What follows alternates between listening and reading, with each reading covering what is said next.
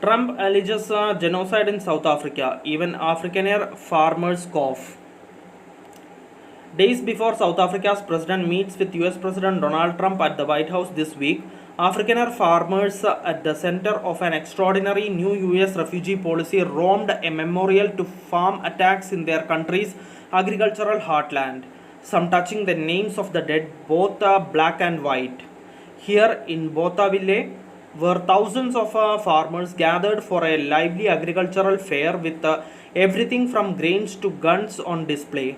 Even some conservative white Afrikaner groups debunked the Trump administration's genocide and land seizure claims that led it to cut all financial aid to South Africa. The bustling scene was business as usual, with milkshakes and burgers and tow-headed children pulled in wagons.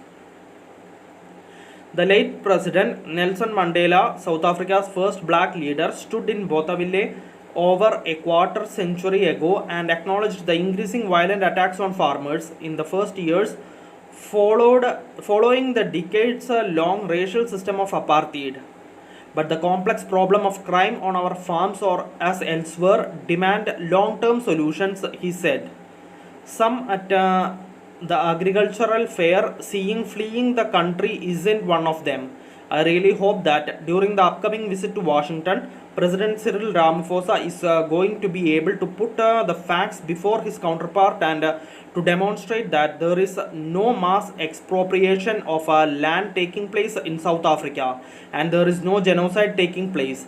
John Steenhuisen, Minister of Agriculture, told the Associated Press he will be part of the delegation for Wednesday's meeting.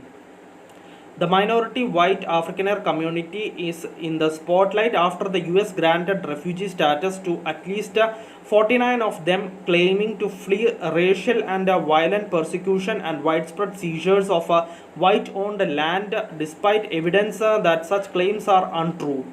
While many at the agricultural fair raised serious concerns about the safety of farmers and farm workers, others were quick to point out that crime targeted both black and white farmers and farm workers, as shown by South Africa's crime statistics.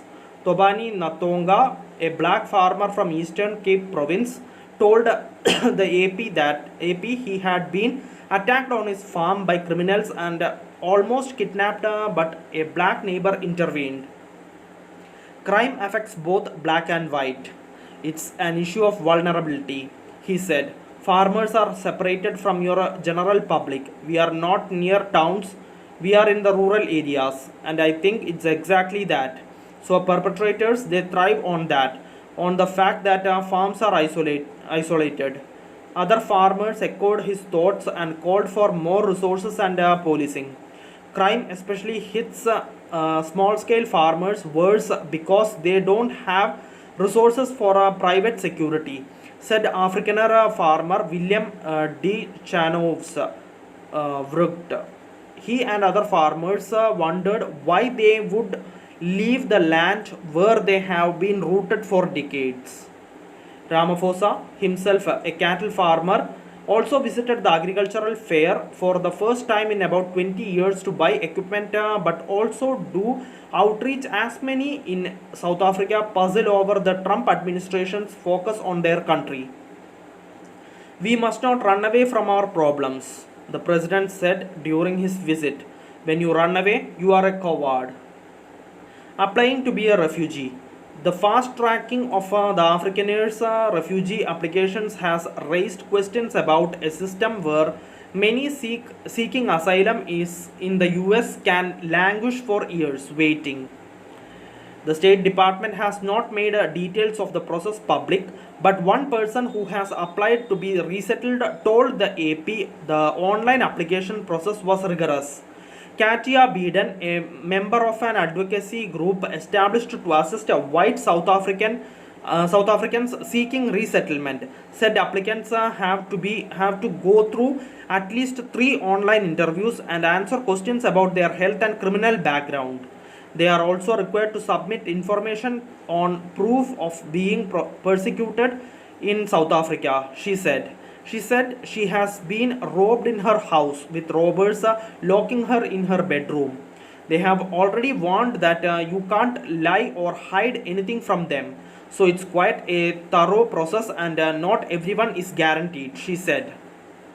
By the numbers, violent crime is rife in South Africa, but experts say the vast majority of victims are black and poor. Police statistics show that up to 75 people are killed daily across the country. Afrikaner Agriculture Union TLUSA says it believes farmers are more susceptible to such attacks because of their isolation. 12 murders occurred on farms in 2024, police statistics show. One of those killed was a farmer. The rest were farm workers, people staying on farms, and a security guard. The data don't reflect the victims' race.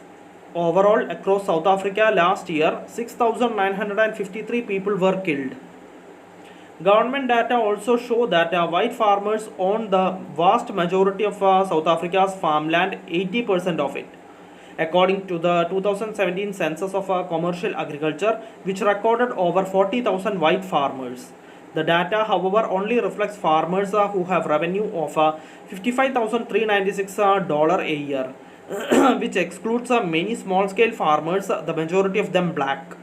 Overall, the white minority, just 7% of the population is white, still owns the vast majority of the land in South Africa, which the World Bank has called the most unequal country in the world.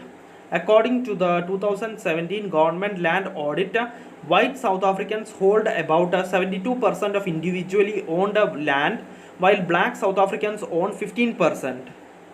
Thank you for listening. Thank you for watching. Thank you everyone. Bye.